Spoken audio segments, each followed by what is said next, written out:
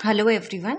Today we are going to start the next chapter of English literature book, that is chapter 12, A Fishy Story. So that means, as the title is telling us, that this is the story of a fish. Now let's get some intro of the story. This is an extract from Jomi K. Jomi's humorous book, Three Men in a Boat. That means this is the story from one of the writer, that is Jomi, and it is the story about three men who are traveling in a boat. The narrator and his two friends, George and Harris. So in this chapter there are three persons. The first one is the writer, and with writer there is his two friends. They are George and Harris, and they have a dog too. And the name of the dog is Monto Morency. Themes. One day in a little village inn, they see a most remarkable fish in a glass case. Read on to find out more about the fish. So, as they were traveling, for taking rest, they just stayed in the hotel. And when they stayed in the hotel, in that hotel, they just found a remarkable fish. Now, let's find out more about the description of the fish. We stayed 2 days at Stilly, the neighborhood of Stilly, and Goring is a great fishing center. So the poet and his two friends just stayed at the Stary. Stary is the name of the city, or we can say it is the name of the colony. And the neighbors of Stary were having a good place for doing fishing. On the second evening, George and I and the dog went for a walk to Wellingford, and the next day evening George and the writer went for a walk, and they just walked till Wellingford, or they reached Wellingford. Coming back, we stopped at a little riverside inn. We went in and sat down, and when they were returning from Wellingford, they just stopped at a riverside. It was near the hotel. So they just went inside that that hotel, and they just took a rest for some time. There was an old fellow there, and we began chatting. He told us that it has been a fine day that day, and we told him that it had been a fine day the day before. And then we all told each other that we thought it would be a fine day next day. And then they were just sitting in a hotel near the riverside. They just met an old fellow, and when they just met the old fellow, so the old fellow and the George and the writer were just talking to each other. They were just telling that, okay, my day was good. The fellow man said this. Now the writer and his friend said that our day was good, but the previous day was more good. And like this they were just having some thoughts. They were just sharing some thoughts. After that, we told him that we were strangers in the neighborhood, and that we are going away the next morning. Then there was a pause in the conversation, and the eyes wandered round the room. So they were just discussing, they were just sharing the thoughts. So after that, the writer and the George said that, okay, we are staying near near your neighbor, and we are strangers here, and as we don't know anything about here, and we are leaving the next morning. And after that there was a pause, and they were all wondering, their eyes was wondering something in the room. They finally rested upon a dusty old glass case fixed high up on the wall and containing a trout.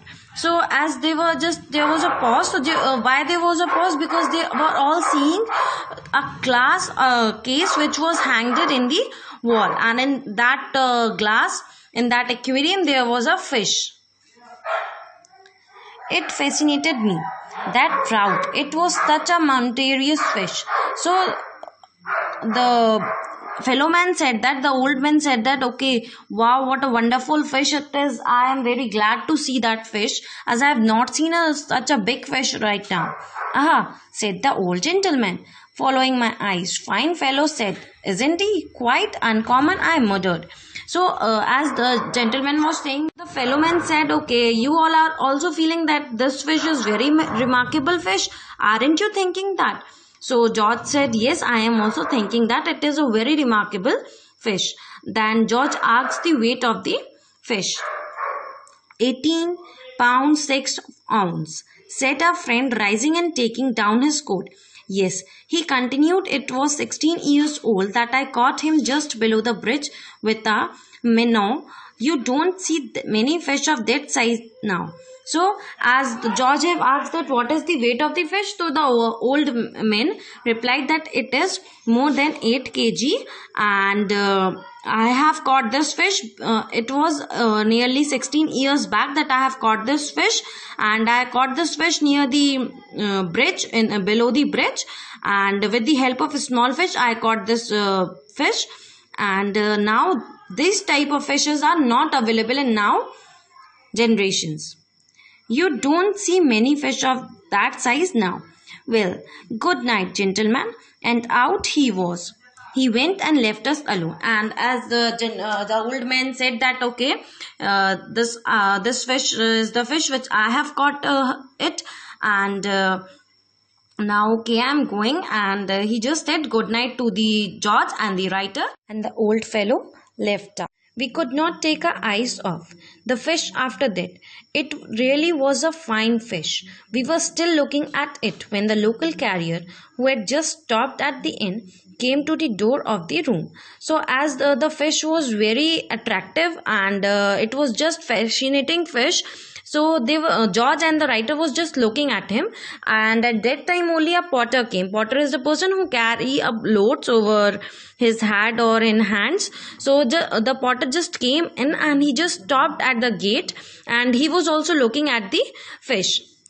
Good sized trot, that, said George, turning round to him. And when George looked that, okay, this man is coming, now let us ask about fish, let us know about fish little more from this person. So George said to Potter, okay, just see the fish, how big size the fish is. Ah, you may well say that, sir, replied the man. And then he added, maybe you weren't here, sir, when that fish was caught. And when George said to the potter, then Potter replied, okay, yes, sir, you are saying right, but I think you were not here when the fish was caught. No, we told him, we are strangers in the neighbor. And then George said, oh, yes, we were not over here because we are just stranger over this place. It was nearly 5 years ago that I caught that trout, said the carrier. And then Potter replied that I have caught this fish, and it was nearly 5 years ago when I have caught this fish. Oh, was it you who caught it? Said I. Yes, sir, replied the fellow. I caught him one Friday afternoon, and the remarkable thing about it is that I caught him with a fly. And then when the potter said this line that I have caught this fish, the George and the writer was shocked to listen that. The writer asked the potter that it was you only who have caught the fish. So the potter replied, yes, sir, I was only, and I have caught the fish on the Friday afternoon, and it was the remarkable thing because I have caught the fish with the help of a fly. So fly is a little insect through which we can just catch the fish. Well, you see, he weighted 26 pounds. Good night, gentlemen, good night. And then Potter added to the description of the fish. He told that, okay, this fish is 26 pounds. And then Potter said, okay, good night, sir. And the Potter leaves the place. 5 minutes afterwards, a third man came in and described how he had caught the trout early one morning, and then he left. And then after 5 minutes, again the third person come, and he also describes about the fishes, and he also says that I have caught the fish in one of the morning, and I have done this, and I have done this, and then that person also leaves the places. And a middle-aged individual come in and sat down by the window. And then what happens? A middle-aged means the person who is not too young or not too old. So a middle-aged person comes and sits near the window. None of us spoke for a while. Then George turned to him and said, I beg your pardon, my friend, and I would be much obliged if you would tell us how you caught that drop up there. Then, when the man came, so there was totally silence. Then George thought, okay, as George and the writer were confused that everyone is coming and they are just saying that I have caught the fish, and they just tell their own stories, so they just wanted to know the truth. So George have a plan. George said, okay, now I am going to ask that person that how he has caught the fish. So George just turned to the middle-aged person and he asked that, okay, sir, I am very glad to meet you, and it will be very happy for me that if you would tell me the story of that trot, that how you caught up that trot. Trot means the fish, that how you have caught the fish. Who told you? I caught that trot, was the surprise question. And when George said to the middle aged man, so the middle aged man was confused, and then he said, who told you that I have caught the fish?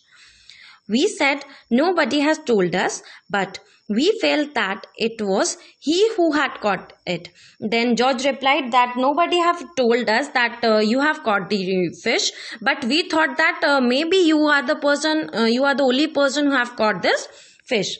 Well, it is a most remarkable thing, answered the stranger, laughing, because you are quite right. I did catch it, but imagine you're guessing it like that.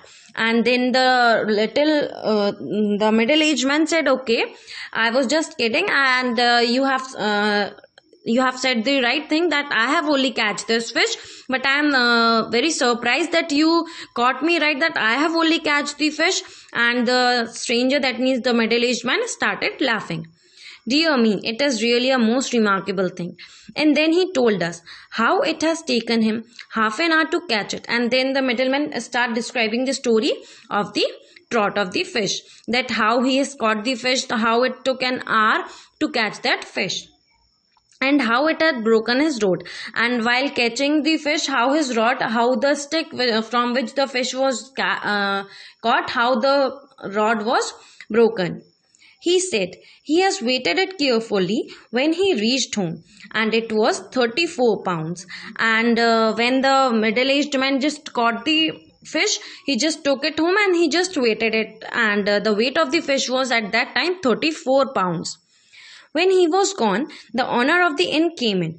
We told him the various stories we have heard about this trot, and we all laughed.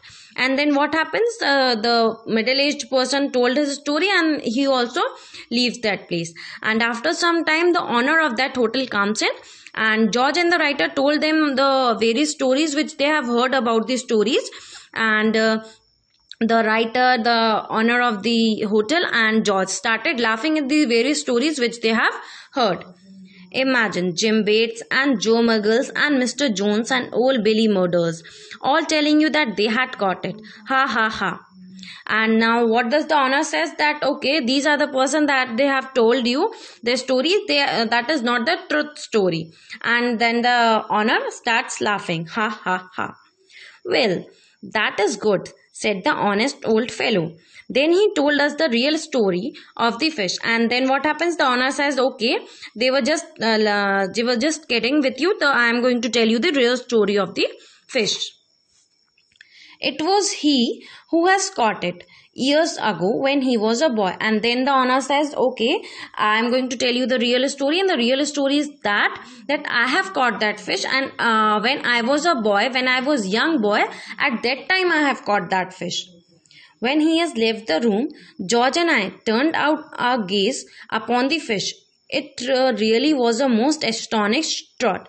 And when the owner left the room, so George and the writer were looking at each other, and they looked at the fish, and they were just staring the fish, as the fish was looking very attractive. So they were not able to remove their eyes from the fish.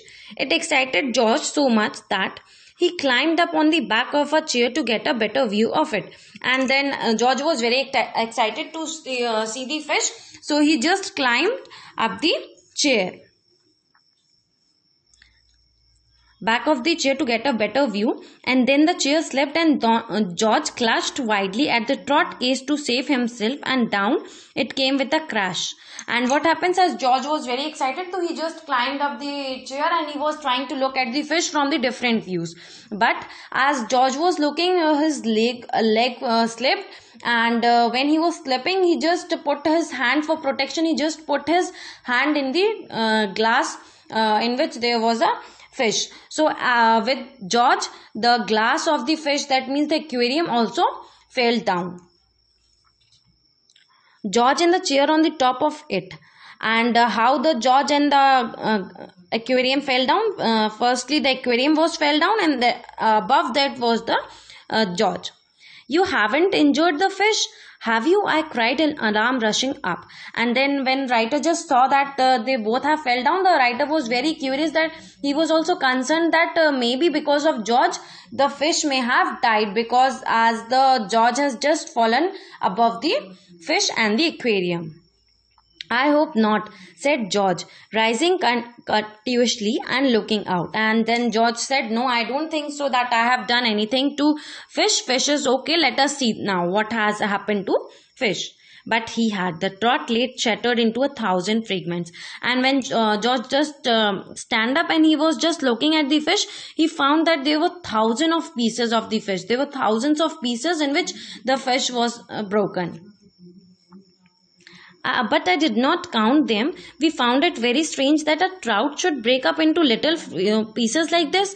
And when they just saw that the fish was being broken into thousands of pieces, so they were just confused that how it is possible that a fish can break into so many pieces. If a fish dies, then there is whole body of the fish. But the writer was saying that I have not seen such a fish who gets broken into thousands of pieces.